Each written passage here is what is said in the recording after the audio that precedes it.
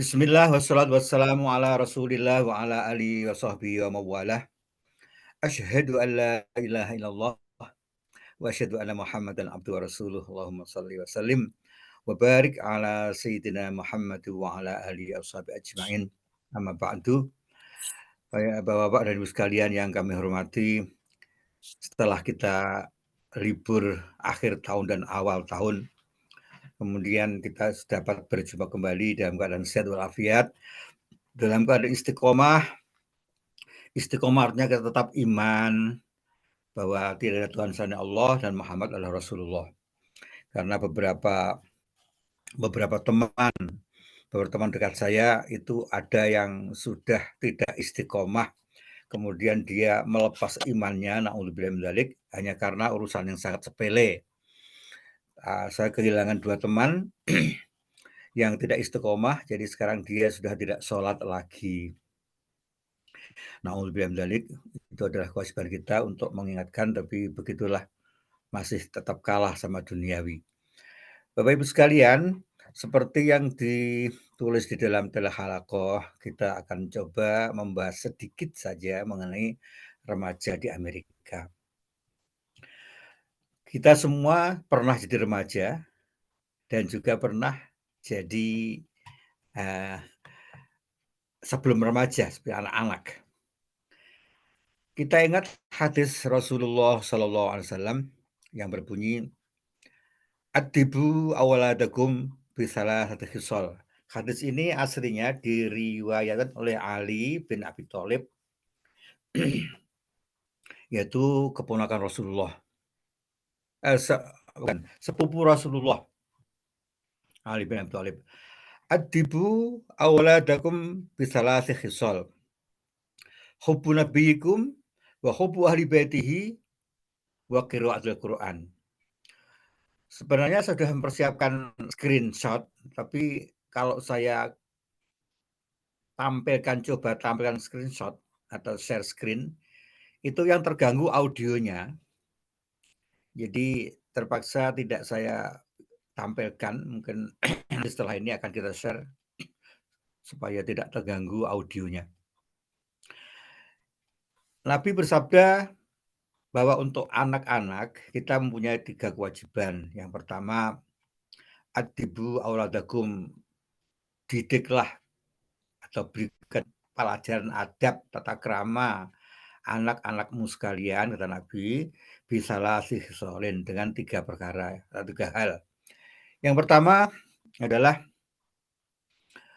hubbu nabiyikum, untuk mencintai nabinya, nabimu semua, yaitu Rasulullah SAW. Seperti kita tahu bahwa orang-orang Yahudi itu percaya pada Allah, pada keesaan Allah, tetapi tidak percaya pada Nabi Muhammad dan tidak mencintai Nabi Muhammad. Ini bedanya kita dengan Yahudi. Kalau dengan Nasrani, mereka sudah nggak percaya pada Allah dan tidak percaya pada Nabi, jadi sudah lebih parah. Maka di dalam surat Al-Quran itu berbunyi, ghairil maghdubi alaihim waladdallin, amin. Jadi kita mohon perlindungan jangan sampai kita terlibat, tertular, terkontaminasi dengan maghdubi alaihim waladdallin, 2 kelompok itu. Kemudian ajaran Nabi yang kedua, atau perintah Nabi yang kedua, adibu auladakum bisalati khisal, hubbu nabiyyi wa hubbu ahli baitihi. Juga ajarkan anak-anakmu sekalian untuk mencintai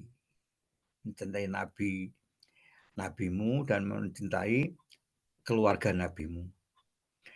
Kita lihat bahwa keluarga Muawiyah bin Abi Sufyan dan keturunannya termasuk Yazid seterusnya, itu iman juga.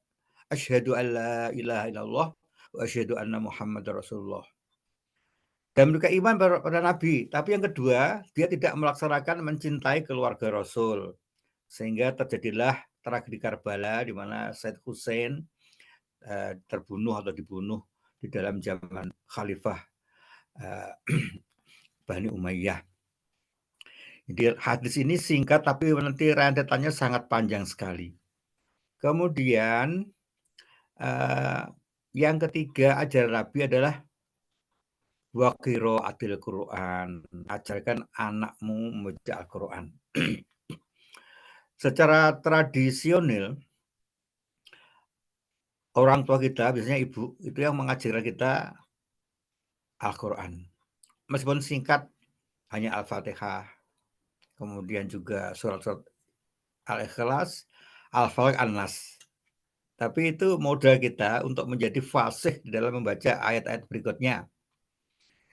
Jadi kalau kita mengajarkan Al-Fatihah itu pada anak kita, dan anak kita itu kemudian menjadi remaja dan tumbuh menjadi orang dewasa yang beriman, kemudian mereka juga mengajarkan hal yang sama seperti yang kita ajarkan, maka pahala itu akan mengalir pada kita sepanjang masa.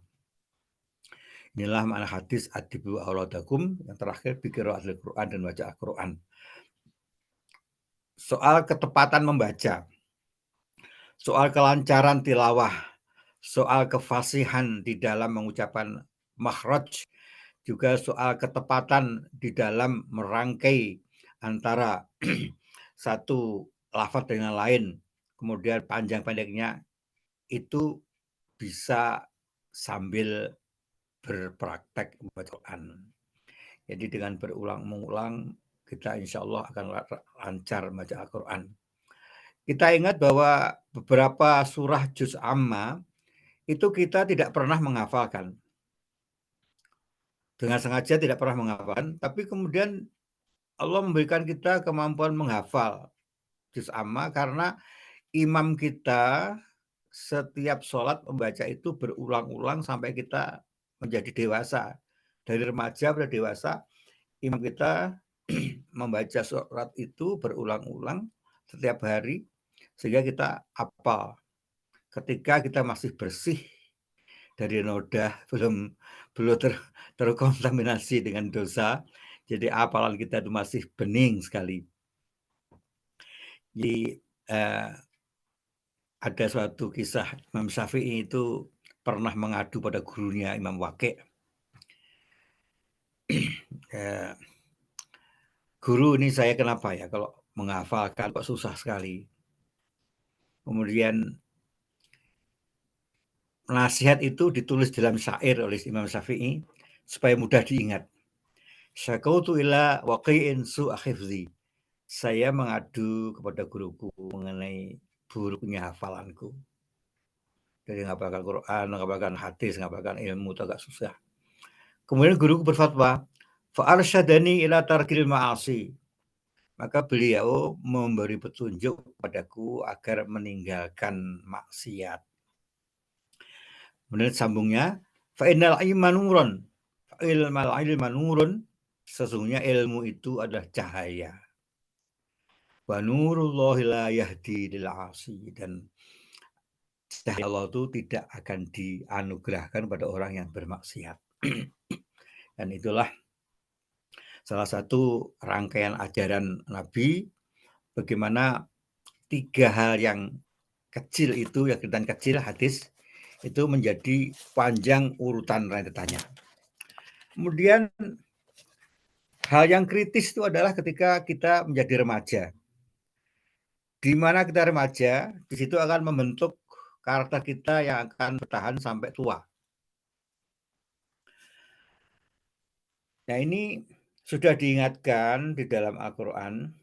Jadi ketika Nabi Yusuf itu sudah ditemukan kafilah, kemudian dia berperdagangan pada timba, tali timba, dan kemudian naik, kemudian dijual dengan harga murah. Yang membeli adalah Kitmir, pejabat tinggi Mesir. Kemudian dia di rumah itu diminta membantu juga pembantu rumah tangga, asisten rumah tangga, atau juga dianggap anak. Itu masih belum dewasa. Tapi begitu dia beranjak dewasa, karena di dalam rumah tangga Kitmir itu, ini Pak Iskandar, Assalamualaikum Pak Iskandar. Dan juga Pak Ahmad Fauzi, Assalamualaikum.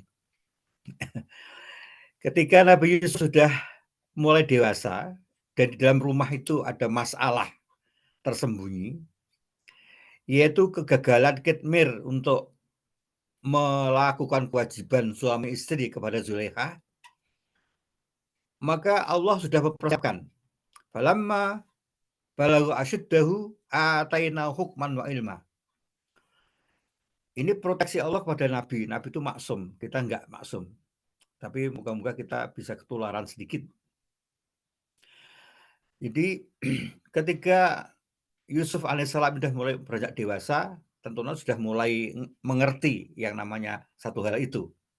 Maka Allah mendahulunya dengan atainahu hukma wa ilma. Diberikan hukum bahwa ini boleh, tidak boleh, dan beriman, pengetahuan. Nah, inilah titik balik kritis seorang anak manusia seperti kita ini. Ketika kita sudah beranjak dewasa, itu akan mempengaruhi kehidupan kita selanjutnya. Di mana kita tinggal, bagaimana kita belajar, bagaimana kita bergaul, itu akan berpengaruh lama terhadap kehidupan kita. Secara tradisional, ketika kita masih berada di tempat kelahiran kita masing-masing, itu ada tradisi yang tidak tertulis yang dilaksanakan secara umum turun-temurun. Tradisinya begini, kalau ada seorang anak remaja ya, menjelang remaja, jadi kira-kira kelas 6 SR dalam dulu sekolah rakyat, jadi menjelang SMP sampai sebelum SMA, itu yang diketahui oleh masyarakat tidak bisa membaca Al-Quran, maka semua isi kampung itu merasa salah. Kemudian anak itu dipanggil, diajar secara gratis, tidak pernah ditarik iuran dan seterusnya. Sementara saya pernah ketemu di sini, di Cleveland ini, seorang pasang tarif itu tinggi sekali untuk mengajarkan. Ya, moga-moga kita termasuk orang yang ikhlas menebarkan ilmu. Kembali kepada Nabi Yusuf alaihissalam ketika muda, maka Allah mendahulunya dengan ajaran hukum dan ilmu. Hukum itu mana yang boleh dan mana yang tidak boleh. Jadi berhubungan dengan tradisi di tempat kita lahir masing-masing, itu ada tradisi untuk mengajarkan Al-Quran kepada siapapun, anak siapapun, tanpa memandang itu anak siapa, cucu siapa, tapi diajari Quran secara gratis. Nah, inilah kaitan dengan hadis adibu auladakum dan seterusnya. Kemudian ayat yang kedua adalah ajaran Nabi Sulaiman, ajaran Nabi Daud kepada Nabi Sulaiman. Orang yang sangat lembut, halus, tapi tegas terhadap anak itu adalah Nabi Sulaiman. Nabi Sulaiman itu seperti kita tahu bahwa beliau mempunyai mukjizat. Kalau dia membaca kitab Zabur itu angin pun berhenti. Jadi kalau ada padang pasir yang misalnya badai pasir dan juga apa itu semuanya langsung berhenti. Angin itu langsung berhenti. Ikut mendengarkan pembacaan ayat Zabur itu. Saking tawadhu'nya Nabi Daud, saking memahaminya sampai ke tulang sumsum ayat-ayat itu. Juga burung-burung itu juga yang biasanya kicau, ribut akan berhenti ikut mendengarkan. Nah, kepada anaknya sendiri, beliau mengajarkan begini pada Nabi Sulaiman, diajarkan. Sejak kecil, Nabi Sulaiman itu melihat perilaku ayahnya. Saya mau diajar juga melihat contoh-contohnya. Nabi Daud itu kalau Senin puasa, Selasa nggak puasa. Rabu puasa lagi. Kemudian Kamis tidak puasa. Jumat kembali puasa meskipun Jumat. Sabtu tidak puasa dan seterusnya. Itu disebut puasa Daud. Dan karena contoh seperti itu, maka Nabi Sulaiman kemudian mengikuti ayah beliau, ayahanda Nabi Daud alaihissalam untuk berpuasa. Tapi cara menirunya Nabi Sulaiman ini mungkin lebih ekstrim daripada ayahnya. Jadi dia suatu saat pernah berpuasa itu berhari-hari karena menikmati bagaimana indahnya puasa sambil membaca ayat-ayat dari kitab Zabur. Itu demikian tenggelam di dalam keagungan Allah yang disebut dalam ayat surat dalam kitab Zabur itu, Nabi Sulaiman sudah lupa mengenai alam sekitarnya, sudah lupa. Jadi dia betul-betul seperti trance, terbawa demikian hebat dengan keagungan kitab Zabur itu, sampai dia lupa makan, lupa minum, lupa tidur berhari-hari. Ayahnya tahu, dibiarkan saja. Udah ini anak ini sudah wusul. Wusul itu sampai kepada derajat yang tinggi untuk mengenal atau ma'rifat billah, mengerti Allah. Nanti kalau di kemudian hari ketika Nabi Sulaiman sudah menghentikan kerajaan Nabi Daud, itu karena kebiasaan beliau berada di masjid atau berada di dalam keadaan doa berhari-hari, bahkan kadang-kadang sebulan, maka ketika Nabi Sulaiman itu meninggal dalam keadaan duduk, memegang tongkat, mengawasi jin, membangun kerajaannya, itu keluarganya tidak tahu bahwa Nabi Sulaiman sudah meninggal. Kenapa tidak tahu? Karena beliau terbiasa tidak di rumah berhari-hari di masjid zikir, mengingat membaca keagungan kitab Zabur itu. Jadi keluarganya sudah terbiasa, nggak heran kalau Nabi Sulaiman tidak pulang seminggu, 2 minggu, sebulan, itu karena terbiasa begitu, maka tidak dibangunkan. Dan keluarganya yakin bahwa ini dia lagi munajat pada Allah. Sampai yang namanya tongkatnya itu dimakan rayap atau apapun binatang yang bisa mengerus tongkat. Kemudian setelah tongkat itu patah, barulah tahu bahwa Nabi Sulaiman sudah meninggal. Nah, ini adalah salah satu contoh bagaimana adibu auladakum biqiraatil Quran. Kalau dalam zaman dulu belum ada Quran, ya bi tilawati Zabur, dengan baca Zabur.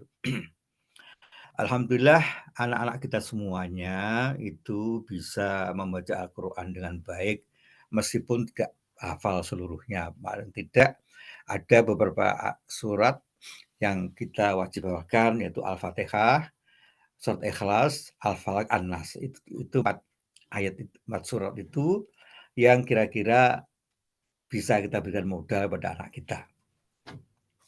Kemudian di dalam surat Al-Luqman, dalam surat Luqman itu ada nasihat bijak. Jadi Luqman Hakim ini, Luqman si bijaksana ini, beliau hidup di zaman Nabi Daud alaihissalam. Sebelum Nabi Daud diangkat menjadi nabi. Jadi usianya lebih tua Luqman daripada Nabi Daud, tapi mereka hidup sejaman. Allah menganugerahkan iman kepada Luqman Hakim ini, namanya Luqman, kemudian disebut Al-Hikmah, karena Luqman Hakim karena orang yang bijaksana, mengajar kepada anaknya. Yang pertama, ya bunayya la tusyrik billah. Ajaran pertama kepada anaknya adalah la tusyrik billah, ya wahai anakku sayang. Jadi ya bunayya itu di dalam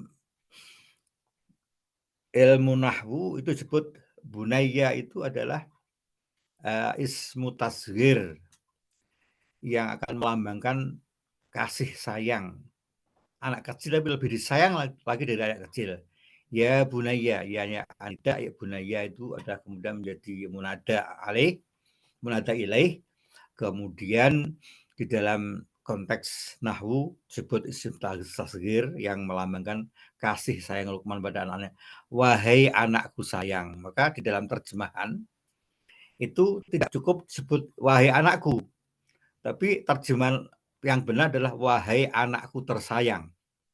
Itu dalam konteks terjemahan menurut nahwu dan sharaf.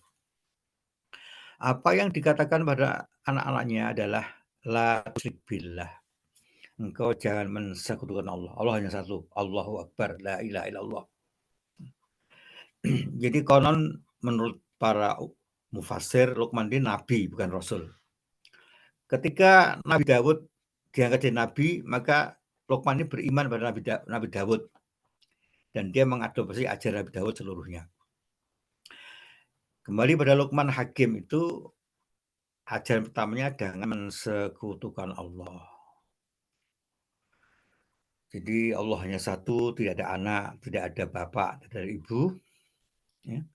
Beliau Allah adalah Maha Kuasa, Maha Pencipta, dan Allah itu adalah Maha Pengasih dan Penyayang. Itu ajaran-ajaran Luqman Hakim. Nah, kemudian kembali kepada Nabi Daud. Nabi Daud ini juga mengajarkan pada putra beliau itu Sulaiman alaihissalam, di samping ilmu-ilmu hikmah dan juga kitab Zabur, juga mengajarkan cara bersyukur pada Allah. Nikmatilah bahwa kita sebenarnya perlu mata untuk melihat dunia. Tapi sebelum kita tahu pentingnya mata, Allah sudah membuatnya secara gratis. Kemudian lihatlah kita punya telinga itu perlu mendengar surat bacaan Zabur. Tapi sebelum kita tahu pentingnya mendengar, Allah sudah membuat kita dua telinga. Jadi diajarkan itu. Sehingga rasa syukur yang ditanamkan kepada hati anak kecil, Sulaiman kecil ini dari Nabi Daud itu membekas sampai tua, sampai remaja. Jadi tatkala Nabi Sulaiman sudah dewasa dan menggantikan kedudukan ayahnya, itu dia suatu saat beserta pasukannya melakukan ekspedisi dengan naik kuda dan seterusnya. Kemudian hatta idza atau ala wadin namli qalat namlatu ya ayyuhan namlu udkhulu masakinakum la yahtimannakum Sulaiman wa junduhum la yash'urun, di dalam surat An-Naml. Nabi Sulaiman mendengarkan ada suara. Wahai para semut, minggir kamu. Sulaiman mau lewat. Kamu masuk ke dalam lubangnya. Masuk ke dalam tanah, jangan di atas. Nanti kau diinjak oleh pasukan Sulaiman. Sementara Sulaiman dan pasukannya tidak tahu. Maka Nabi Sulaiman fatabassama dhahikan. Nabi Sulaiman tersenyum mendengar perintah dari Ratu Semut ini. Kok pintar ya? Tapi yang pertama diingat Nabi Sulaiman adalah Rabbi auzi'ni an ashkura ni'mataka allati an'amta 'alayya wa 'ala walidayya wa an a'mala shalihan tardhah wa adkhilni bi rahmatika fi ibadikas shalihin. Di dalam surat An-Naml. Ya Allah, Engkau telah menganugerahkan aku iman dan kemampuan mendengarkan percakapan para binatang. Moga-moga aku tidak lupa mengucapkan syukur kepadamu. Nah, ini ajaran syukur sejak kecil yang diterima oleh Nabi Sulaiman dari ayah beliau, Nabi Daud, itu membekas sampai seumur hidup. Jadi itulah relevansi halakoh pagi ini, bagaimana remaja Amerika itu akan tumbuh menjadi orang beriman manakala sejak dini kita tanamkan salah satu khisol seperti ajaran Nabi. Yang pertama, cinta Rasulullah SAW. Yang kedua, cinta keluarga Nabi Rasulullah SAW. Dan yang ketiga adalah diajar Al-Quran. Demikian Bapak sekalian, sudah seperempat jam, hampir 20 menit, ditambah sedikit. Contoh-contoh ajaran remaja pada anak-anak adalah ketika Nabi Syuaib itu mempunyai dua anak wanita yang sangat cantik semuanya, yang diajarkan untuk berbakti pada orang tua dari kecil. Dan sebagaimana kita tahu bahwa kehidupan di padang pasir itu biasanya mereka beternak, juga berdagang. Tapi karena perdagangan antar kota ini untuk wanita cukup berbahaya, maka Nabi Syekh mengajarkan bagaimana ilmu menggembala kambing pada anak perempuannya ini. Begitu baiknya ajaran Nabi Syuaib ini, itu adalah ajaran mengantri. Jadi kita sering kan kalau di pulang ke tanah air itu sering antrian di serobot itu sering kita, itu ya nggak apa-apa lah, kita maklum saja. Jadi salah satu tawadhu atau ajaran sopan santun oleh Nabi Syuaib pada dua putri ini adalah tata cara, tata krama berngantri atau mengantri. Jadi ketika kambing-kambingnya harus antri minum,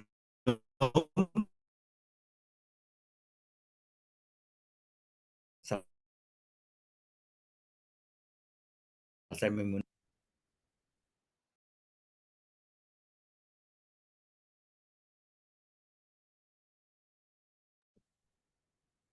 Saat balik hilang ya? Iya, masuk lagi. Bisa? Iya, Iya, Halo Pak? betul tadi Ustaz. Alhamdulillah. tiga. Nggak tahu kenapa tiba-tiba disconnected. Moga-moga nggak bisa dilanjutkan dengan baik sebentar lagi. Jadi ketika dua putri beliau pulang agak awal, ditanya, "Kenapa nak pulang awal?" "Ini saya ditolong oleh pemuda yang kuat. Jadi sumur yang tertutup oleh batu itu diangkat batunya, kemudian kami meminumkan kambing ini lebih dahulu. Jadi antrian pertama." Itu salah satu tata krama yang diajarkan oleh Nabi Syuaib. Juga ketika Nabi Syuaib mendapat tamu istimewa yaitu Nabi Musa alaihissalam, itu sebentar, tata krama yang diajarkan oleh Nabi Syuaib itu masih membekas. Jadi bagaimana seorang remaja itu bertemu dengan orang asing, laki asing itu dia juga tidak istilahnya tidak cengengesan. Jadi tetap sopan dan tentunya akan bersikap lebih baik dan tidak akan berbuat hal-hal yang aneh. Meskipun pada saat itu Nabi Musa adalah manusia yang paling gagah, paling kuat, dan paling ganteng di kampung itu. Sebagai pendatang kota dari Mesir, dia adalah orang yang tegap, gagah, pinter. Jadi cukup syarat bagi wanita untuk suka dengan pria ini. Makanya salah seorang dari mereka berkata, "Ya abadi istajir, wahai ayahku, ini orang pintar dan orang terpercaya. Istajirhu, sebaiknya kita angkat jadi pegawai saja, membantu kita." Ayah setuju. Jadi kita waspada kalau anak perempuan kita sudah membicarakan atau secara tidak langsung menyebut nama seorang laki-laki, itu tanda bahwa dia sudah dewasa, sudah saatnya menikah. Gitu. Nah, Nabi Syuaib itu sadar ini bahwa anaknya tertarik sama Nabi Musa. Baik, kalau gitu saya akan nikahkan engkau. Jadi Nabi Musa dipanggil setelah ketemu tuh, setelah diajari segala macam. Baik, akan ku ambil kau mantu. Cuma tunggu, anak saya masih terlalu kecil. 8 tahun lagi ya, nanti saya nikahkan sambil kau mengaji di sini. Sehingga Nabi Musa mengaji 8 tahun di rumahnya Nabi Syuaib tanpa terjadi yang namanya affair antara mereka dengan dua wanita itu. Nah, kalau sekarang ya nggak tahu, kita nggak tahu. Tinggal serumah ada dua gadis itu nggak tahu ceritanya gimana udah. Alam. Dan Nabi Syuaib mengajarkan beberapa ilmu pada Nabi Musa. Dan lihatlah bagaimana kita melihat bagaimana dua wanita ini tetap menjaga jarak, menjaga kesopanan karena diajari dengan baik. Itulah beberapa contoh bagaimana kita membentuk seorang remaja di sini atau di sana atau dimanapun kita berada untuk menjadikan remaja kita tetap iman pada Allah Subhanahu wa Ta'ala. Saya mohon maaf, ada satu kisah yang sangat mengerikan di kota ini. Seorang anak wanita yang sudah dewasa, yang sudah tidak bisa dikendalikan lagi.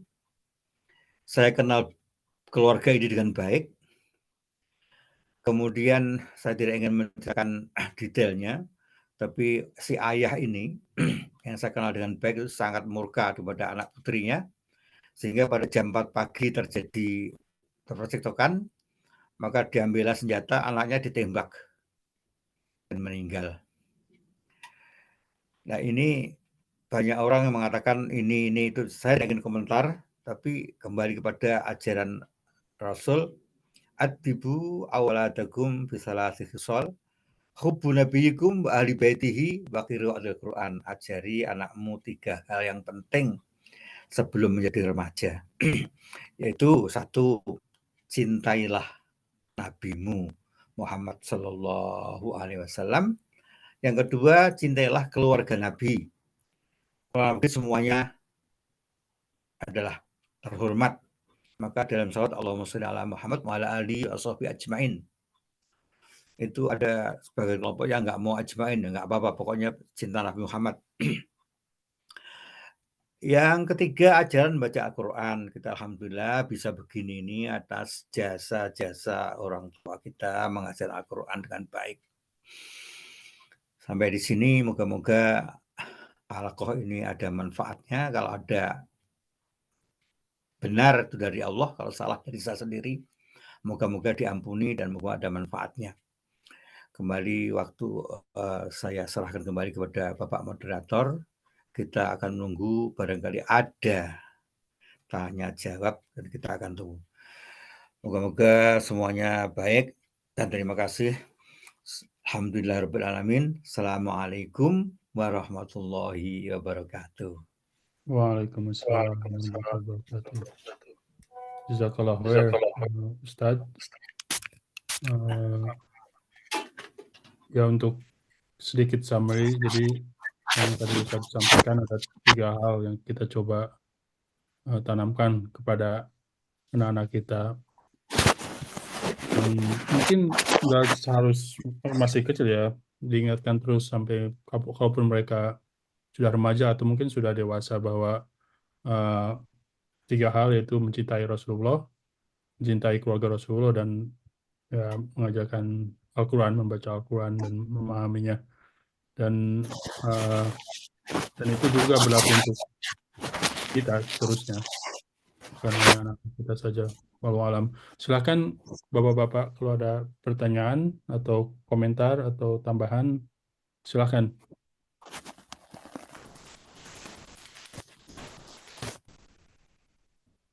Ada pertanyaan? Kalau enggak, saya boleh tanya Ustadz ya. Oh, Mas Agus ini ada pertanyaan. Silakan Mas Agus. Assalamualaikum warahmatullahi wabarakatuh. Waalaikumsalam. Waalaikumsalam warahmatullahi wabarakatuh. Jazakallah khair Ustadz Bahri atas transfer ilmunya ya buat kita semua. Ini ada satu pertanyaan nih Ustadz Bahri, mungkin apa yang saya baca atau pelajari mungkin agak berbeda, yang masalah Nabi Musa dan apa namanya anak dari, ada beberapa mufasir mengatakan itu adalah Nabi Syuaib, ada yang mengatakan bukan Nabi Syuaib tapi hanya orang alim yang pada saat itu tinggal di sana, karena tidak disebutkan secara jelas nama dari apa namanya orang tersebut. Tapi sebagian besar saya yakin orang Indonesia itu mempelajarinya sebagai Nabi Syuaib yang mempunyai 2 anak, yang kemudian salah satunya menjadi istri dari Nabi Musa. Kemudian dari yang pernah saya pelajari juga, sepertinya di sana disebutkan bahwa Nabi Musa itu kemudian menerima tawaran dari Nabi Syuaib ya untuk menikahi salah satu anak dari beliau ya, untuk dengan syarat untuk bekerja selama 8 tahun gitu ya. Kemudian Nabi Musa menggenapkannya menjadi 10 tahun gitu. Jadi menurut yang saya dengar gitu ya, bahwa saat itu juga Nabi Musa memang kemudian menjadi suami istri. Jadi selama 10 tahun Nabi Musa bekerja dengan Nabi Syuaib, sekaligus juga menikahi salah satu dari anak Nabi Syuaib tersebut. Kemudian dari saya lupa surat apa, setelah itu kan Nabi Musa dan keluarganya kembali ke Mesir, ya, kemudian di tengah jalan di Gunung Sur itu kan, Gunung Sur, gunung ya, itu Nabi Musa melihat api, dan kemudian Nabi Musa naik ke atas gunung. Ternyata Allah Subhanahu wa Ta'ala menemui Nabi Musa di sana di atas gunung tersebut. Jadi menurut saya, apa yang saya baca itu sepertinya Nabi Musa itu sudah pada saat tinggal dengan Nabi Shu'aib itu selama 8 dan 10 tahun itu sudah menikah gitu, Ustaz. Bukan kemudian bekerja dulu, kemudian 10 tahun kemudian menikah dengan salah satu anak dari Nabi Shu'aib tersebut. Itu gimana, Ustaz? Apakah apa namanya, apa yang saya baca itu atau saya dengar itu ada sedikit perbedaan dengan apa yang Ustadz Bahri kemukakan. Emang kalau masalah sejarah memang selalu ada ada perbedaan mungkin ya. Alhamdulillah, ya, alhamdulillah, terima kasih. Di dalam teks Al-Quran itu berbunyi sama niyata hijjaj 8 tahun. Fa'in atmamta asron famin indik. Kalau engkau genapi 10 tahun, maka engkau boleh menikahi 2 anakku. Jadi di dalam zahir ayat ini banyak mufasir mengatakan bahwa Nabi Musa itu ketika bekerja itu belum menikah. Baru setelah 10 tahun, digenapi 10 tahun, mereka menikah. Jadi diserahkan 2 anaknya sekaligus kepada Nabi Musa alaihissalam. Itu adalah syariat zaman Nabi Shu'aib. Yang sekarang tidak boleh, Rasulullah syariat Nabi Muhammad tidak boleh menikahi kakak beradik. Kenapa? Karena sudah banyak wanita. Kalau zaman dulu yang orang wanita iman kan masih sedikit. Jadi boleh dinikahi oleh satu pria. Kemudian kembali kepada apakah yang menikahkan itu atau yang disuitani atau yang jadi yang jadi apa namanya employer atau yang punya pekerjaan atau yang punya kambing itu Nabi Shu'aib, itu para mufasir itu menerjemahkannya berputar. Berputarnya begini, tidak ada ayat yang langsung menyebut bahwa itu adalah Nabi Shu'aib. Tetapi ada ayat falamma balagho Madian. Ketika Nabi Musa sudah sampai kepada negeri Madian atau kota yang bernama Madian atau daerah yang bernama Madian, itu dia kemudian capek dan beristirahat di bawah pohon iladilin. Pada Pakola ini fakir, ya saya ini sudah nggak punya apa-apa, saya capek ya Allah, saya mohon pertolongan. Tapi ada satu kata yang disebut Madian atau tempat kota bernama Madian. Ini mutarnya begitu. Pertama itu. Kemudian di dalam surah yang lain, wa ila Madiana akhahum Syu'aiban. Karena ada kata kunci Madian, kemudian di surat lain berbunyi bahwa kami utuskan hamba kami ke negeri Madian, namanya Syu'aib. Jadi begitu dihubungkan Syu'aib, maka dia meloncat ke ayat ketiga. Nabi Musa di Madian itu di mana? Dan siapa di Madian? Kemudian berhubung pada Nabi Syu'aib. Jadi memang betul tidak ada ayat yang langsung menyebutkan bahwa mertuanya Nabi Musa itu adalah Nabi Syu'aib, tapi para mufasir menerjemahkannya berputar demikian. Itu adalah bagaimana cara mufasir itu mentafsir Al-Quran, karena mereka atau beliau-beliau itu apalnya banyak ayat. Jadi referensinya banyak sehingga bisa menghubungkan satu dan yang lain.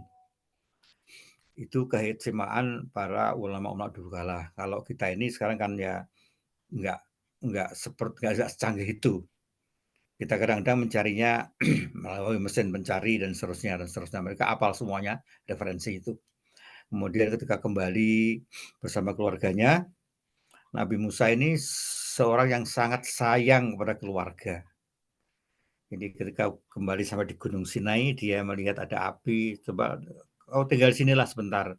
Aku akan naik ke atas, akan cari api, barangkali bisa untuk berdiam di malam hari. Karena kalau siang panas, kalau pada pasir malam itu anginnya kencang dan dingin, maka itu perlu untuk pendiangan. Dan dia ketemu di situ, di tempat itu adalah ternyata adalah dia dipanggil Allah ke Gunung Sinai. Dan di dalam Al-Quran, Nabi yang paling banyak disebut adalah Nabi Musa. Mengapa Nabi Musa itu disebut banyak? Kalau kita lihat, hampir semua kisah Nabi Musa bertaburan, mulai dari surat Al-Baqarah sampai juz ke-30. Suhuf Ibrahim wa Musa, tetap disebut. Itu saking hebatnya Nabi Musa, bagaimana dia bisa menahan diri tidak akan berbuat dosa ketika beliau berada satu rumah dengan 2 gadis cantik. Itu waktu remajanya. Kemudian kehebatan Nabi Musa, itu ketika diangkat jadi nabi, itu menolak. Jabatan yang setinggi itu ditolak oleh Nabi Musa. Alasannya apa? Ya Rabbi, saya ini adalah wayadhiqu lisan wayadhiqu sadri wala yantaliqu lisani fa arsilha Harun. Ya Allah, aku ini cacat. Lidahku cacat. Bagaimana aku bisa menerangkan ayat-ayat-Mu? Mbok tolong Harun saja yang di sini Allah sangat berkesan dengan kehebatan Musa, bagaimana tawadhu'nya. Kemudian Allah langsung mengabulkan sekaligus. Belum pernah di dalam sejarah ada nabi 2 bersaudara dalam saat yang sama. Musa dan Harun. Maka Allah mengabulkan permohonan Musa itu. Itulah kehebatan Musa sehingga diceritakan di dalam banyak surat. Kalau nggak salah lebih dari 100 ayat yang menceritakan kehebatan Nabi Musa alaihissalam ini. Dan nanti akan banyak lagi kisah-kisah mengenai Nabi Musa dan juga kaitannya dengan remaja di Amerika. Demikian Ustaz Agus, mungkin ada koreksi berikutnya dan silakan yang lain mungkin ada pertanyaan. Terima kasih atas tambahannya. Jazakallah khair Ustaz. Jelas. Allahumma shalli ala barakallahu fiik. Terima kasih Mas Agus, Ustadz Bahri. Ada pertanyaan atau komentar yang lain? Oh, selamat datang Mas Widodo. Samyono. Assalamualaikum Pak Widodo. Waalaikumsalam. Alhamdulillah. Alhamdulillah, ada pertanyaan lain, silakan. Kalau enggak, saya boleh tanya Ustadz ya. Silakan. Itu tadi di awal Ustadz bercerita atau menyampaikan tentang yang bagaimana di salah satu keturunan Bani Umayyah itu yang ternyata mereka ada satu yang kurang gitu, yaitu tidak mencintai keluarga Rasulullah SAW. Dan ya itu mungkin peristiwa yang sangat menyedihkan gitu. Mungkin bisa elaborasi Ustadz. Terima kasih Pak Moderator. Disinilah uniknya Nabi itu, semua sabda Nabi itu adalah wa ma yantiqu 'anil hawa. Itu salah satu keistimewaan Nabi, bahwa beliau tidak pernah berbicara hanya karena nafsunya.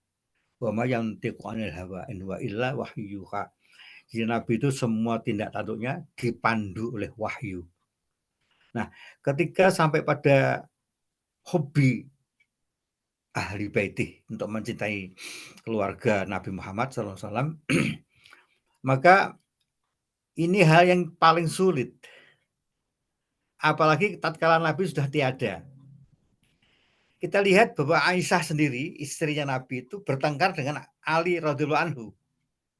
Sampai terjadi konflik bersenjata. Jadi perbedaan pendapat antara keluarga Nabi sendiri, yaitu Aisyah radhiyallahu anha dan Ali, itu sampai terjadi perang Jamal.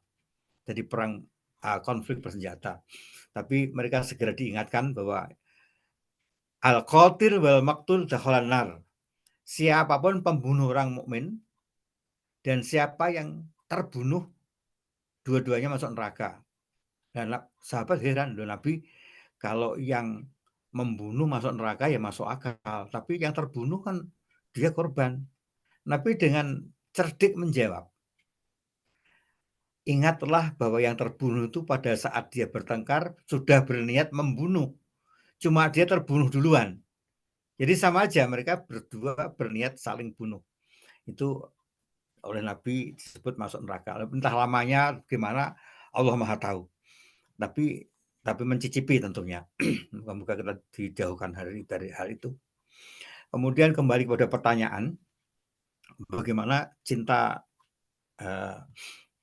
harus cinta kepada sahabat Rasul. Ini kembali kepada masalah administrasi pemerintahan. Ada orang mengatakan bahwa kekuasaan itu addict. Jadi orang itu apa namanya? adiksi atau kecanduan ketagihan. Dia biasa dihormati, biasa kalaupun masuk rumah dibukakan pintu duluan, masuk kendaraan dibukakan pintunya, dan seterusnya. Pakai ajudan, menghormat, dan seterusnya. Maka dia ketika sudah habis masa jabatannya ingin diperpanjang lagi, dan seterusnya. Nah, demikian pula yang terjadi pada masa Muawiyah. Sebenarnya pada zaman pertengkaran Ali dengan Muawiyah, itu kasusnya cuma sepele sebenarnya. Sepelenya begini, dua-duanya punya hubungan langsung dengan Nabi Muhammad SAW. Ali bin Abi Thalib radhiyallahu anhu itu adalah sepupu Nabi Muhammad, karena ayahnya Ali namanya Abu Thalib itu adalah pamannya Nabi Muhammad, bersaudara dengan Abdullah, putranya Abdul Muthalib.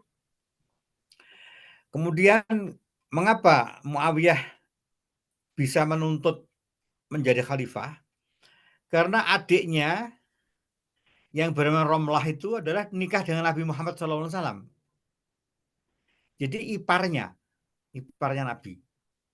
Menurut Muawiyah, kalau sudah nggak ada lagi sahabat terdekat itu, ya berikutnya yang jadi khalifah saya. Karena adik saya nikah dengan Rasulullah, jadi saya ini orang terdekat dengan Rasulullah. Kalau Ali kan agak jauh. Pertama adalah sepupu, anak paman. Yang kedua, dia baru nikah dengan Fatimah itu adalah belakangan. Sebelum saya menjadi iparnya Nabi Muhammad. Itu argumentasi Muawiyah. Jadi saya lebih dulu dekat dengan Nabi sebelum Ali. Karena adik saya menikah dulu dengan Nabi Muhammad SAW, si Romlah itu, ketika Ali belum menikah dengan Aisyah, dengan Fatimah. Itu argumentasi. Itu sebenarnya sepele masalahnya, bisa diselesaikan. Kemudian terjadi yang namanya bisik-membisik. Ya. Jadi yang paling berbahaya itu dari pemimpin itu bukan dia sendiri, tapi pembisiknya. Pemimpin yang demikian halus, demikian sopan, tiba-tiba ingin memperpanjang kekuasaannya dengan berbagai cara dan seterusnya. Itu karena juga pertama karena bisikan. Kalau semuanya itu menurut aturan dan itu tentunya akan kembali sadar. Tapi dari zaman dulu itu sudah memang begitu. Termasuk juga pada zaman Nabi Sulaiman, ketika Ratu Bilqis itu akan diundang ke Palestina dari Yaman itu Bilqis juga kembali kepada inner circle-nya ditanya, ya ayol malau aftuni, ya tolonglah saya diberi nasihat. Innal muluka idza dakhalu qaryatan afsaduha. Biasanya kata Bilqis itu ya, kalau ada raja menaklukkan kerajaan lain itu biasanya dirusak negaranya. Terus ini gimana caranya? Kemudian para pembisik ini menjawab, udah kita hancurkan saja. Kita kan punya pasukan kuat. takut apa sama Sulaiman? Itu pembisiknya. Tapi Bilqis ini cerdas. Jadi dia tidak terpengaruh itu, tapi dia juga tidak menyepelekan suara-suara dari inner circle pembisiknya itu. Kemudian dia berkata, kemudian ini mursalatun ilaihim bihadiyatin. Gini aja, saya akan tes, saya kasih hadiah emas 1 gerobak. Kita lihat bagaimana reaksinya. Karena Nabi Sulaiman menjawab, Farji irji ilaihim. Kau pulanglah, bawa pulang. Kamu tahu bahwa emas ini di sini bukan nggak ada artinya. Itu lihat itu kandang kuda saya, tempat kotoran itu dari emas. Bukan untuk perhiasan, itu untuk tempat kuda saya, kandang kuda saya. Jadi nggak dihargai emas segerobak itu. Moga-moga nggak ada yang ngirim saya 1 gerobak emas ya, Pak Dodi. Hanya sulit menolaknya itu. Nah, jadi kembali kepada kisahnya kenapa sampai terjadi konflik berkepanjangan antara Bani Umayyah dan keluarga Nabi itu, pertama adalah Muawiyah sendiri sebenarnya itu sudah bilang, nanti saya menjadi khalifah ini sekali ini saja. Kemudian akan dikembalikan kepada Ahlul Bait, kepada keluarga Nabi sesuai dengan hadis itu. Kemudian datanglah yang namanya anaknya yang bernama Yazid itu. Zid, kau kan anak raja. Ngapain kekuasaan dikembalikan kepada Ahlul Bait? Teruskan aja. Dibisikin-bisikin akhirnya jadilah si Yazid ini. Akhirnya kekuasaan tidak dikembalikan kepada Ahlul Bait, kemudian dia meneruskan sehingga oleh sejarah disebut sebagai Bani Umayyah atau keluarga Umayyah. Karena nenek moyangnya itu bernama Umayyah. Jadi Abi Sufyan itu punya kakek, punya garis keturunan ke atas sama Umayyah. Jadi disebut Bani Umayyah, keluarga Umayyah. Jadi dari pembisik-pembisik itulah yang berbahaya di sekitar kita kalau kita berkuasa.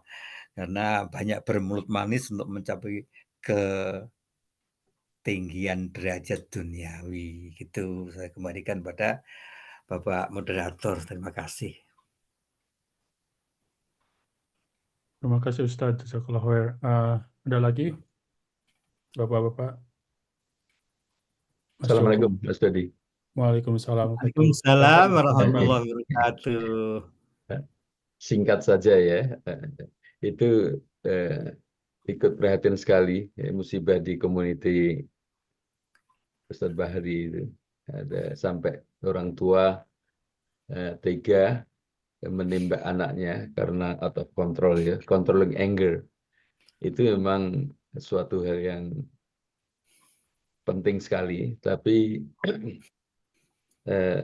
sedihnya kalau kita amati di lokality kita masing-masing, itu yang mudah tersulut marahnya, itu maaf ya, pada umumnya itu berada dari Timur Tengah.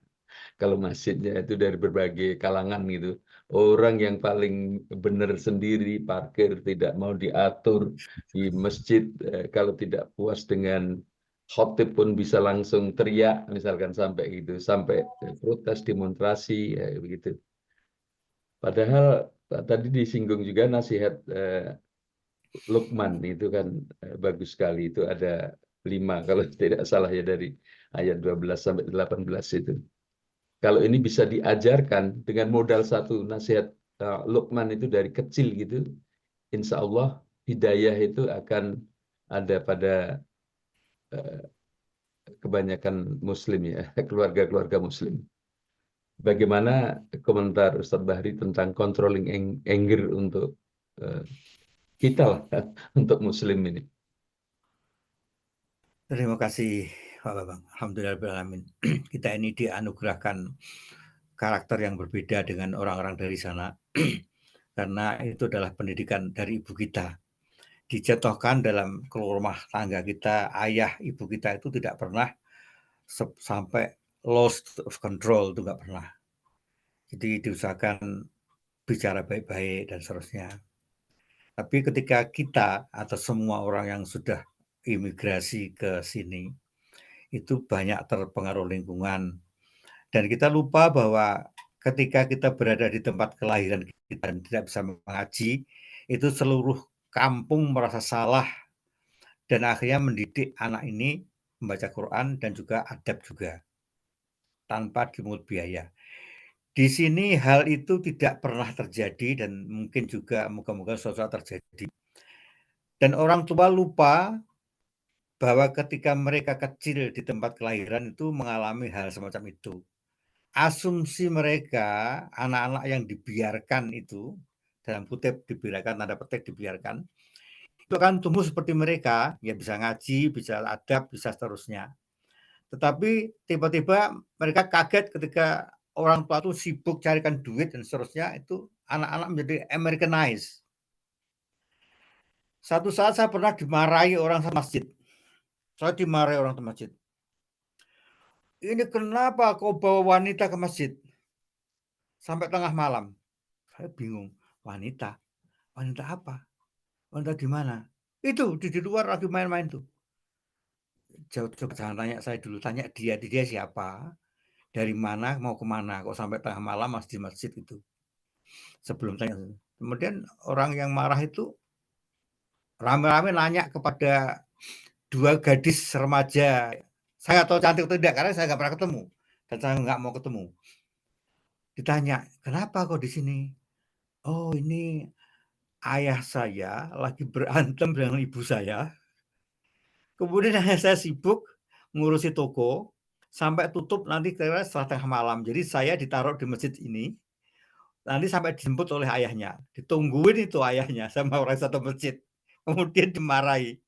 Nah, kemudian cerita sama saya, gitulah tanya dulu jangan langsung saya marahi dulu karena saya nggak tahu apa-apa. Nah, kembali kepada masalah pertanyaan tadi itu adalah asumsi orang tua di sini itu kalau anak itu tidak diajari agama langsung, itu asumsinya sudah diajari oleh masyarakat, padahal tidak di sini. Sehingga saya ketemu beberapa orang yang sudah Americanized, 100% Americanized. Cara bicaranya, cara menghormat orang tua. Bahkan ada yang anak menegur orang tua di depan umum. Itu saya hampir nggak bisa menahan diri untuk bereaksi. Tapi saya, karena ini bukan urusan saya, antara anak dan orang tua di masjid, meskipun masjid itu masih dalam wewenang saya bisa menegur langsung, tapi saya tunggu sampai beberapa hari, orang itu datang lagi. Baru saya bacakan ayat Waqadha rabbuka alla ta'budu illa iyyah sampai wala taqul lahuma uffin wala tanharhuma. Jadi tausiahnya begitu sampai mereka mengerti maksud saya. Jadi itu tuh orang tuanya teman baik saya. Anaknya sudah Americanized sudah. Itu negur ayahnya di masjid depan orang banyak. Itu saya nggak bisa itu, hampir nggak bisa menahan diri. Tapi karena saya tahu bahwa ini adalah bukan urusan keluarga saya, meskipun berada di masjid yang saya pimpin, saya nunggu jadi sampai dingin kemudian saya terangkan itu. Jadi Pak Bambang mengenai hal ini adalah bagaimana orang tua di sini punya asumsi yang keliru bahwa anaknya otomatis akan menjadi iman, bisa ngaji, ngerti agama dan seterusnya.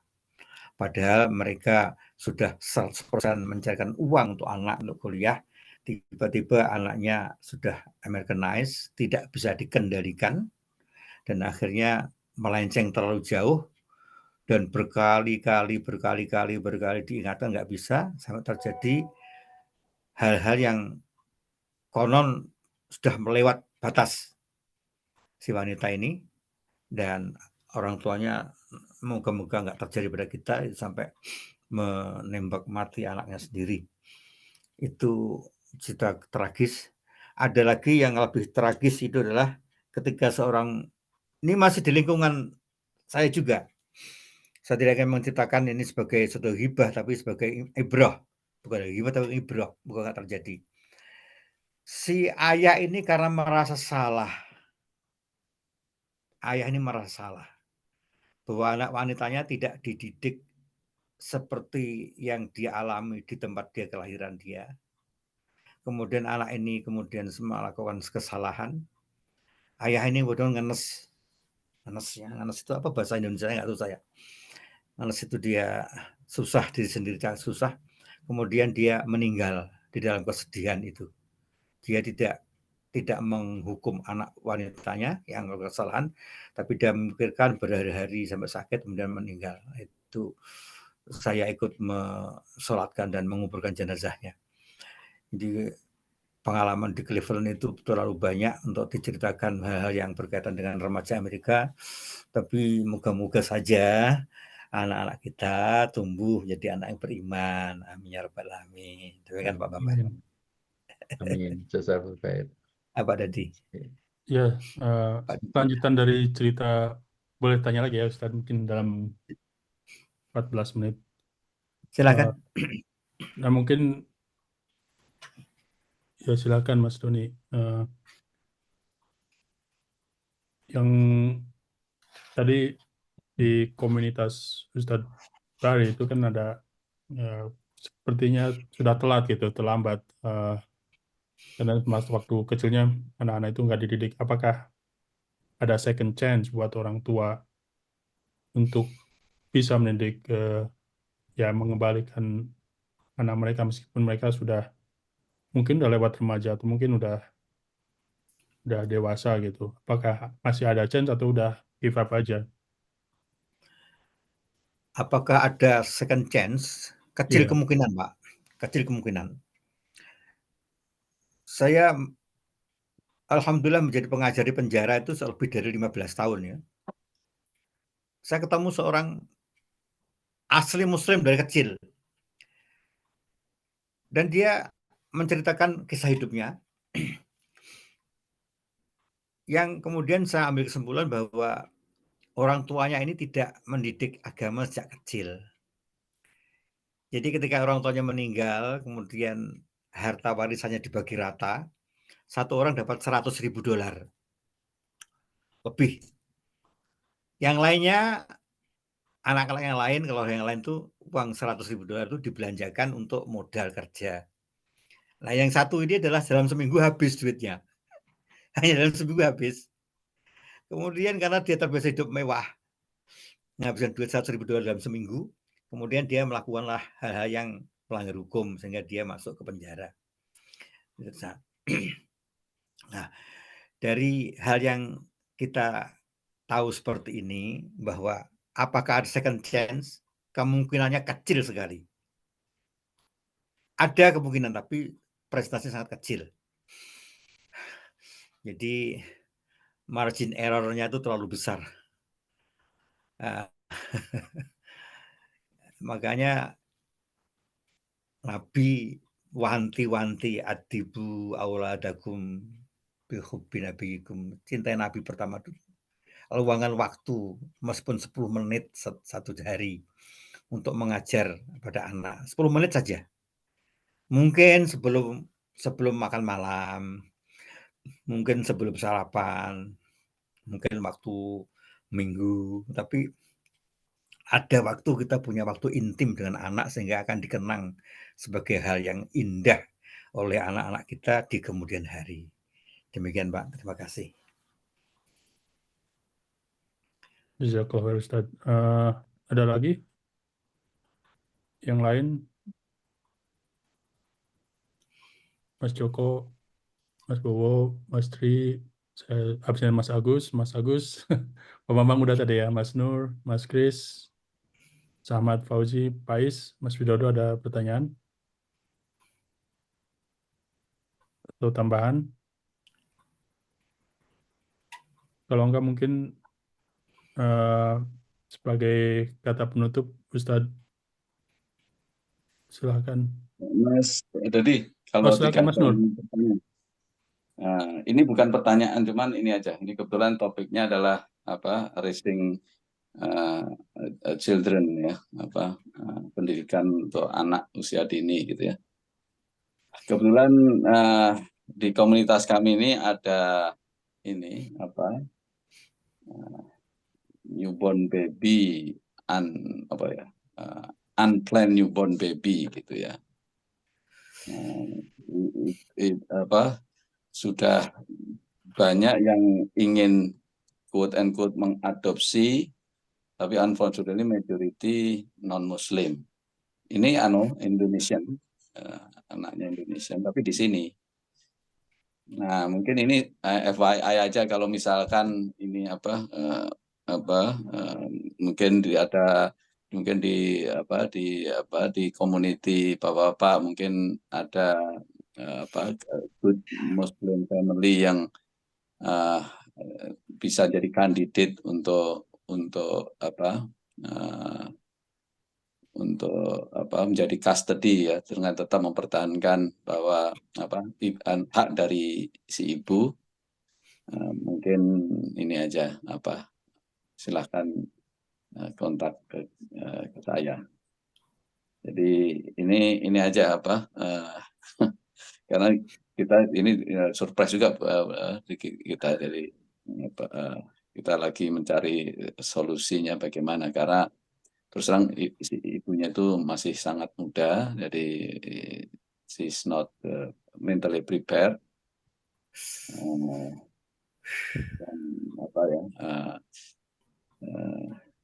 Tapi alhamdulillah ya kita masih bisa lihat juga karena si ibu ini masih nggak kayak mungkin ada kisah-kisah yang mungkin tragis ya, anaknya dibuang tapi ini masih willing to